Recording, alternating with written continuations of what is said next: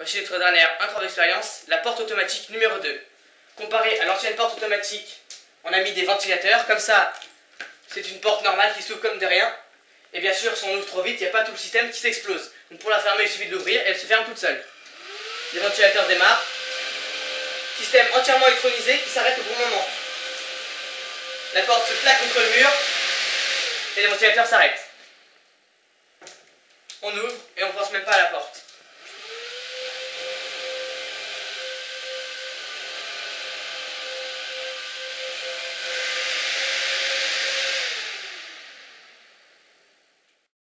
Quand la porte s'ouvre, le capteur ici va se mettre à toucher.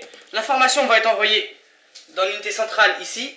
On expliquera le fonctionnement un peu plus précisément après. L'unité centrale envoie l'énergie au ventilateur, de quoi tourner pendant exactement 7 secondes, le temps que la porte se ferme et qu'elle se plaque contre le mur. Quand le capteur touche, les ventilateurs vont démarrer pendant 7 secondes précisément. Les ventilateurs se mettent à tourner. 7 secondes à partir du moment où ça ne touche plus. Et si une deuxième personne repasse, il peut pousser les ventilateurs. Et c'est reparti pour 7 secondes. Et si elle laisse comme ça, il va tourner à l'infini tant que ça touche. Quand le capteur touche, même une dixième de seconde, le condensateur ici va se recharger. Le condensateur va se recharger donc immédiatement et donner de l'énergie à un transistor pendant 7 secondes. Le transistor, lui, va permettre d'activer ce relais de puissance, fabriqué à l'aide d'un moteur électrique, qui va permettre d'activer pendant 7 secondes les ventilateurs. Donc vu qu'il y a un système électronique qui fonctionne tout le temps, pas de fois où comme par hasard il ne s'arrête pas de tourner, ou système électronique, on ouvre, donc il fonctionne très bien. Les ventilateurs se mettent à tourner pendant 7 secondes et la porte se referme.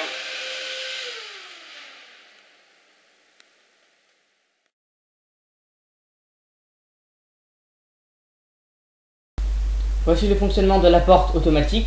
Le capteur en haut à droite va se mettre à toucher quand la porte va s'ouvrir.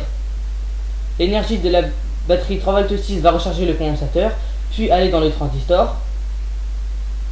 Le transistor, lui, va ouvrir un circuit un peu plus grand de 6 volts qui va allumer la lampe et bien sûr le relais de puissance.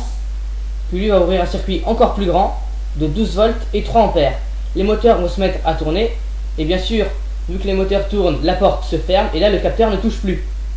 Et là, c'est le condensateur qui va prendre le relais pendant 7 secondes précises. Il se vide progressivement dans le transistor. L'ampoule s'allume de moins en moins fort et le relais de puissance n'a bientôt plus de quoi fonctionner. C'est pour ça que le circuit va bientôt revenir à sa position initiale.